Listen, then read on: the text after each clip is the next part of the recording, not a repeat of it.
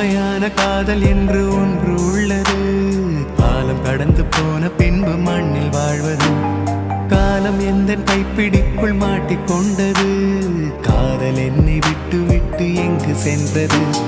கடவுள் வந்து பூமி மீது வாழும் போதிலும் காதல் தோல்வியாகும் போது சாக தோன்றிடும். காதல் இன்றி பூமி மீது வாழ நேர்ந்திடும். கொஞ்ச நேரம் கூட நரகம் போல மாறிடும்.